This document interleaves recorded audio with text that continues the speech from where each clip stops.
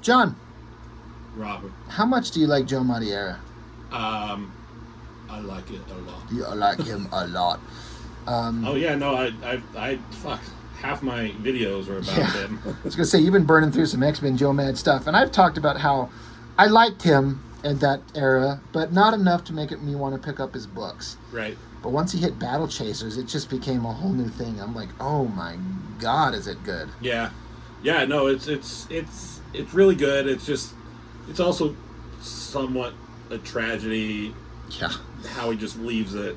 You know, without even finishing the story. Yes. I mean, Danger Girl also did the same thing where there was like it took so long in between issues, but he finally just got to the point and finished. He just finished it, and now we have like a book that we can read from beginning to end. Yes, a story that we can love and just in our dreams wish that he did it again. Come back and do it again, 100%. But here it's yeah.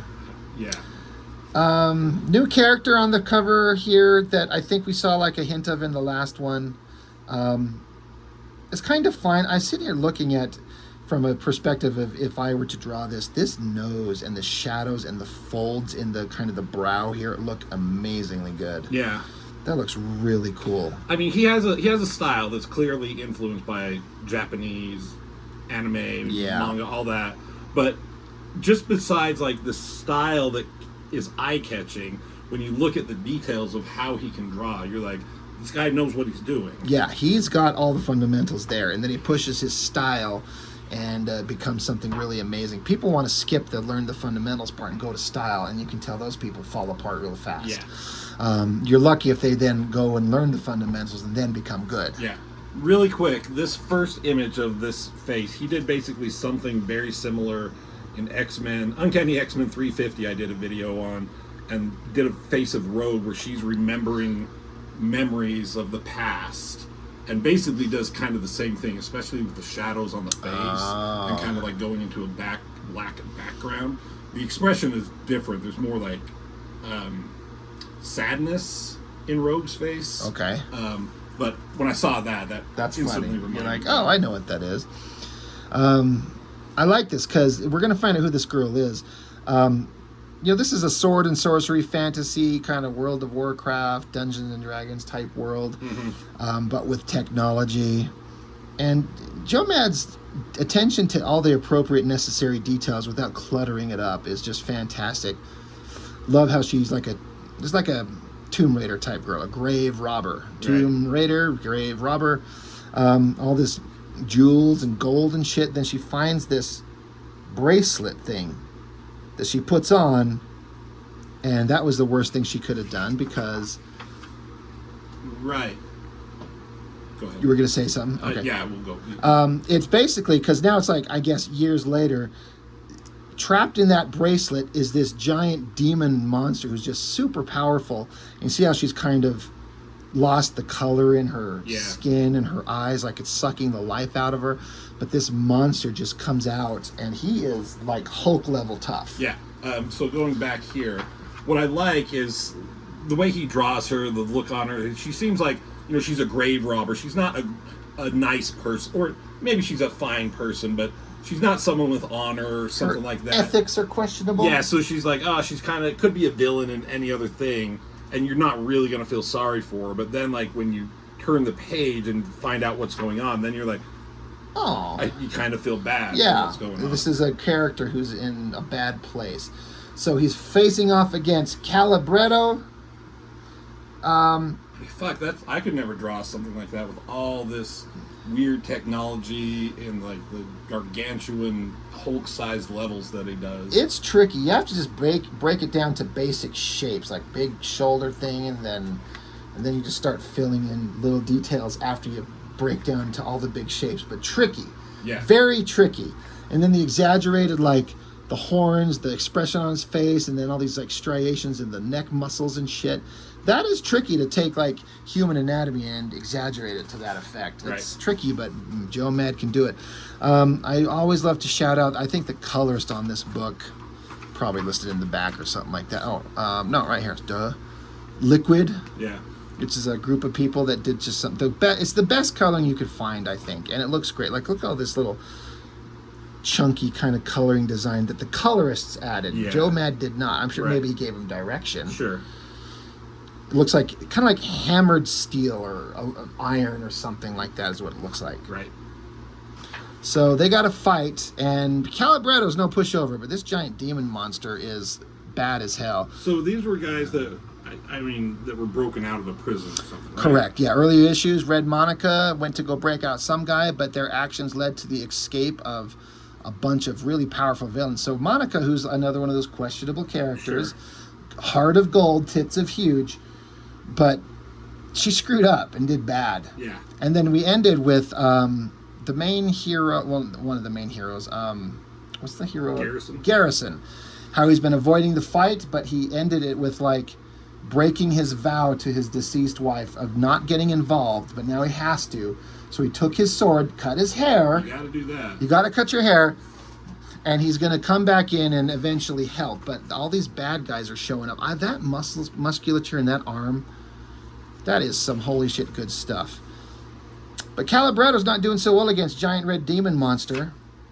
Nearby, there's some soldiers that show up, and they see what's going on, and they're gonna say here on the next page, like, Calibretto's like a illegal, what am I trying? War golem. A war golem, but he's not supposed to exist anymore. Yeah. They've been banned. Decommissioned. Right. Whatever. So he's been kind of living his life in secret. Now he's trying to protect everybody from Giant Demon Monster, but now a bunch of soldiers show up. They're like, it's a war golem, and so the captain or king or whatever, Yeah. he's like, well, shoot them all. With a face like that, you know he's an asshole. You know he's a fucking dick. So cute little girl's gonna go and like, hey, Mr. King guy, don't, that's my friend out there. I always loved this shot. It's just this little tiny panel, but these cannons being rolled into action here in silhouette with the glowing like blue. Yeah. That looks really good. So the king, who's in theory not a bad guy, he's just trying to protect the common people from an illegal war golem and a demon monster. As far as he's concerned, they all die. Right. Not that they should, but that's what he's doing. So she's like, Bretto. I always hate how she referred to him as Bretto. Instead of Calibretto, it's just Bretto. And I never really liked this picture because it doesn't look like she's like yelling out to a point where he could hear her. Yeah. She's just like, Bretto, but... I don't know that he can hear necessarily, just more of like he's... Well, even so, like the word balloon, Yeah. It's big Yeah. with an exclamation. It looks like she's supposed to be yelling it, but it looks like she's whispering it, like Captain America and Endgame whispered, Assemble. Like, What? yell it, you fucking asshole. Are we going? Was that go? Was that retreat? Going back with my portal. The thing that I didn't quite like, or not like, but I would have done differently, that is a big fucking cannon. Oh, yeah. And it's like he's getting hit with little tiny, like, machine gun bullets. Oh, yeah. It should be a giant explosive hit. Yeah. It looks good. Like, that all works. Does that work better? Does it look like she's yelling that time? Yeah, that's better. He heard me. He did, right? Screamy demon, like, he took all the bullets, and he doesn't hurt him. Again, all those neck muscles and shit, the exaggeration. Really cool. The girl gets away. She's going to go help her buddy Bretto. And he's like, you got to get away. He's damaged. I guess one of his arms is blown off. She's hugging him. And so even the soldiers are like, well, somebody go get the girl. So they're not heartless monsters. Go save the girl. Get the girl out of there. So, as has been established in the book earlier, even though it doesn't look like it should fit in her little knapsack here. Yeah. But her deceased or missing father used to wear these gauntlet gloves that gave him, by Joe Mad's description, the strength of the Hulk. So unbelievable strength. And she's got them. So she pulls them out of her little tiny knapsack. 2 giant gloves would not fit in that little thing, but that's fine. She pulls out the gloves, snaps them on. And so the interesting kind of thing is, here's this cute little 10-year-old girl, or however old she is. But she puts these gloves on, and now she has the strength of the Hulk. So that's interesting. A little kid with that power level slams on the ground, blows it up. Everyone goes running. Should just punch the demon monster in the fucking balls right there. Oh, yeah. But he just smacks her away. So this is another one of those things that indicate the power level. That should have killed her. Sure. And he thinks it did. He's like, Waha. It can't be. So, to show that girl wearing these gloves, not only should she have the strength of the Hulk, but she's got the invulnerability of that. Oh, shit. So we cut back to Christopher Nolan. Fighting this weird, creepy, evil wizard guy. Yeah. Who, in the last issue, used like his magical abilities to like indicate that his hand was reaching in magically inside his chest and stopped his heart. Right. Yeah. To kill him. Mm-hmm. So evil guy comes down there like, God, you were supposed to be the most powerful wizard, and you're nothing. So he grabs him, but his skin peels off like something that peels. That's gross. It is gross. He's like, a trick, giant explosion. That's so wizard. Oh my God. He's like, I stopped your heart. I saw you die. Show yourself. But he's like, merged his essence into the side of a building. He says, my heart's been beating for a long time, kid. I've seen every trick in the book, and Nolan's got a big book. So I guess he comes out of the wall. Yeah. Casts magic, surrounds him, and Nolan's like, I'd try not to make any sudden movements if I were you. And bad guy's like, I'm not falling for one of your games. So I guess he casts him in like a binding spell. Sure. Which, presumably if you hold still and just chill out, you'll be fine. But you try to resist against it. And that's an interesting use of color and to make it look magic-y. Yeah, that's a word. It is a word. But it opens a ground to a hell pit. Yeah. Drags him down. I love this ground. It looks like it's on a very flat plane, and the shadows on the top of it. Yeah. And then the lines coming down to make it indicate looks like a pit in the ground. Yeah. And then the coloring. Mm-hmm. Kicking ass. So bad guy's yelling, I'll see you in hell. And the heroic Nolan, he's quietly to himself, maybe you will. So he's clearly fighting some demons inside or something. While the girl's fighting demons outside. For real, right? Everyone's fighting something. Great stuff. Great coloring, great action. This is the best page Joe Mad's ever done. That is oh, wait. That's not in the comic. So cut to, I guess, the leader of all those bad guys, but he's off in the top of a clock tower for some reason, right. Sitting around. Maybe he's waiting because he's definitely waiting for Garrison to show up, right? Because Garrison is the one who's defeated him and imprisoned him. So I guess he's up in this clock tower, and he set a trap. Because you have this little round indentation that he stepped on a trap. Yeah. And is that like a booby trap, or is this bad guy throwing blades? I would think it was a booby trap. So how did bad guy set up a booby trap? Magic. I guess it is. Because magic can just explain anything. But Garrison shows up, pulls his sword. I like how bad guy's got his eyes shut and then this big bug-eyed opening shot.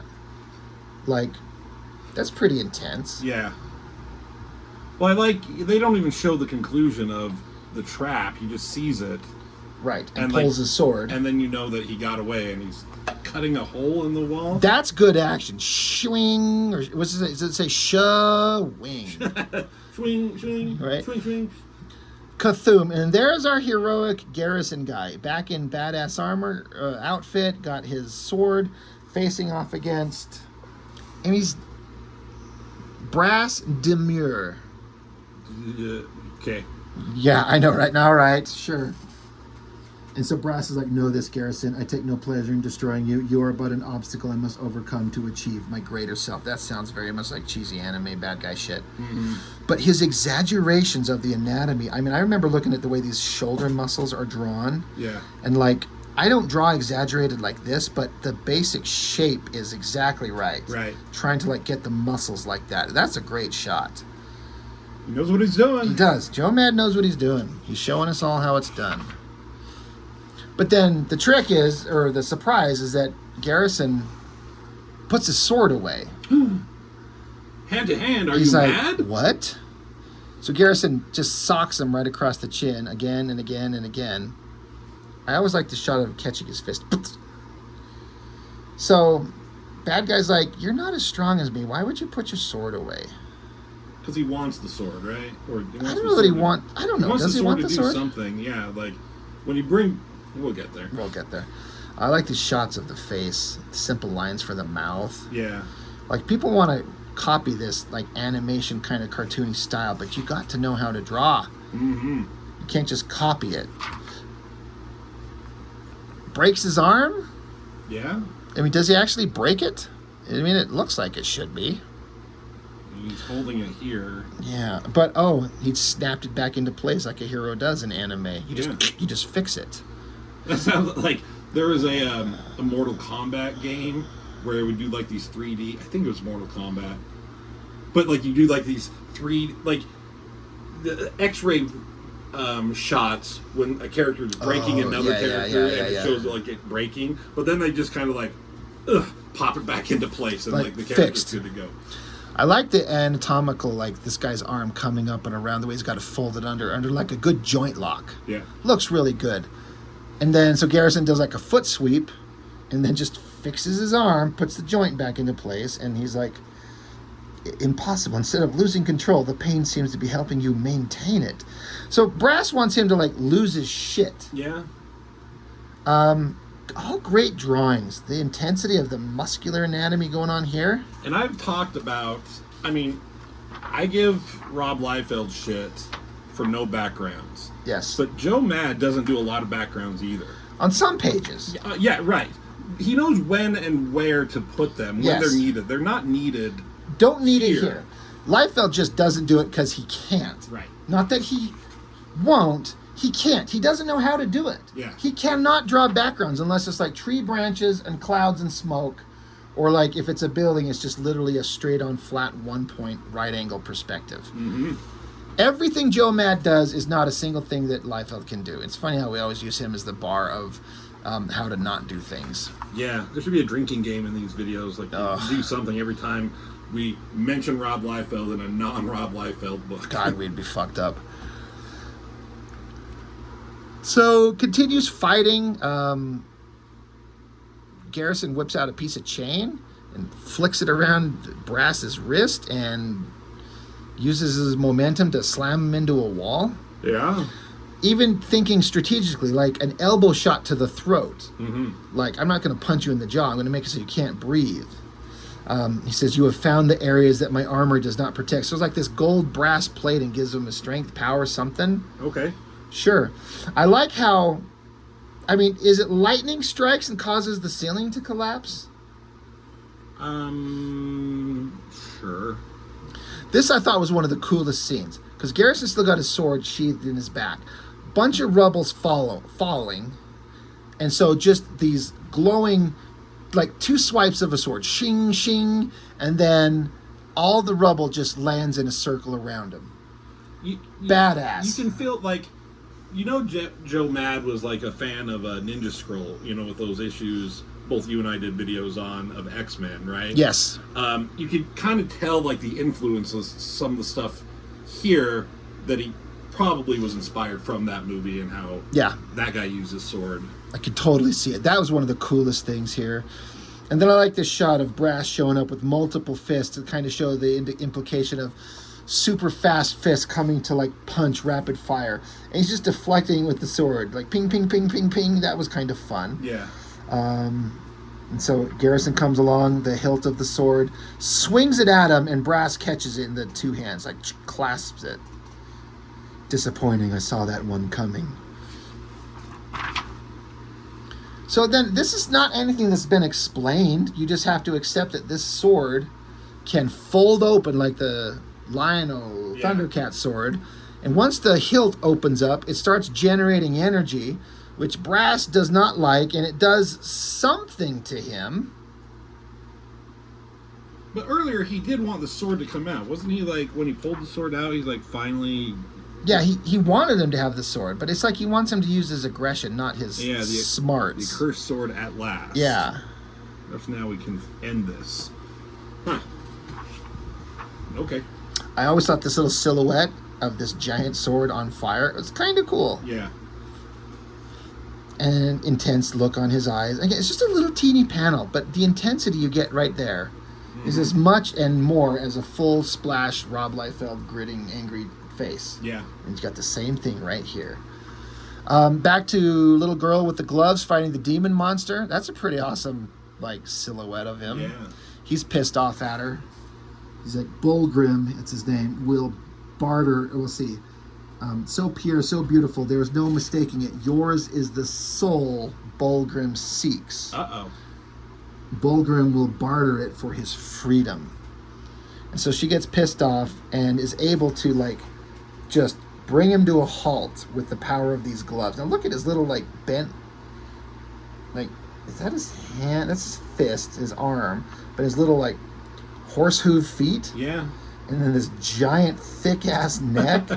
It's such a cartoony weird design. That'd be hard to draw. I'm reminded of the bowl in Looney Tunes. Oh my God, you're right. Remember he like swallowed a shotgun or something? Yeah. And he could fire the bullets out of his horns? God damn, is that funny. That's exactly right. Now that you say that, it'll never be the same for me again. So, so she mentions how she's going to send him back into that bracelet. Yeah. And so Calibretto's like, wait, bracelet? And so he would notice the girl at the beginning who was like lost in kind of a zombie state. And Right, got she's this kind of wandering. Yeah. So demon guy smacks her away. Calibretto, I like this. He got a little port up on his like shoulder pad that pops open because it looks like Bulgrim, he smacked her away. So for all her strength, she's highly inexperienced. Yeah. So she's knocked out, probably gonna die. But he fires a little cannonball shell out of this little shoulder port. And this is like zooming in on Yeah. that, like through his vision. Yeah, good point. And it hits the little wrist gauntlet thing, snaps it off, and stops him. He's like, what? Chunt. Don't call me a chunt. I'll call you a chunt if we cover up the H. It's Cunt. cunt. And then it sucks him back in, turns into flames, back into the bracelet, probably freed it from the girl, because the whole point was if you put the bracelet on, it's there permanently, and you're now permanently attached to that thing. Yeah. But Calibretto understood it, figured it out, shot the thing off. Good job. Yeah, good job, Calibretto. So she's like, oh my God, you're hurt. He's like, I'll be fine. I'm good. It's okay. Fine.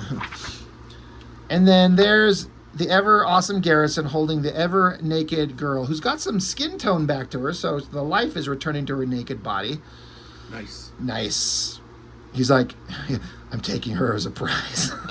Oh God, it's the same old Garrison. Oh, Jesus. Oh, Garrison. Oh, and then everyone laughed. Oh, dun, dun, dun, dun. Oh, my God. It's fucked up. Yep. There's nothing funny about rape. And so they're glad that Garrison pulled his head out of his ass and got back into the battle.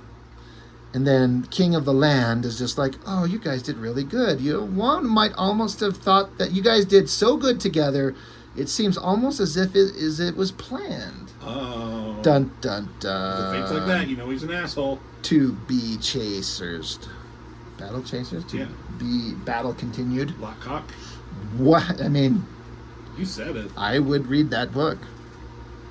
So, Battle Chasers number 5. It kind of wraps up some big story points. It's kind of like the end of the first story-ish, Yeah. kind of. You see all the heroes, they're introduced to them, they have motivations, you know what's going on. Yep. And they have a big final battle, and they're all together now. And they won, but then there is more to come. So there's 6, 7, and 8, 9, right? 9 is the last one, because 10 was the one that we got 2.5 decades later. Right. But 9 was like only like half Joe Mad. Let's not talk about how much it pisses us off until we get to it. Yeah. Well, Battle Chasers number 5. 5. It's good stuff, good art. It is good stuff. Very entertaining. I love it a lot. I love it a lot. I love it too much. Too much. Pisses me off that he won't draw the goddamn thing. Yeah. Think he'll ever do that? I don't know, man. Like, I had hope when he did that Kickstarter for a video game for BattleChasers. Yeah. Which I contributed to, and I'm like, oh my god, he's going to do his thing, and he's going to bring it back, but then... I think part of the rewards was that he will draw the next issue of BattleChasers will come out, and he will draw it. And then everyone was pissed when he didn't. Yeah. He handed it off to this other guy who's a good artist, Yeah. but he's not Joe Mad. Yeah. Oh, well. Nothing we can do about it now. I can bitch about it. We can bitch about it. All right. BattleChasers number 5. That's all I got, Johnny? That's all you've got. That's all I got. I got more. All right. Too bad. Bye.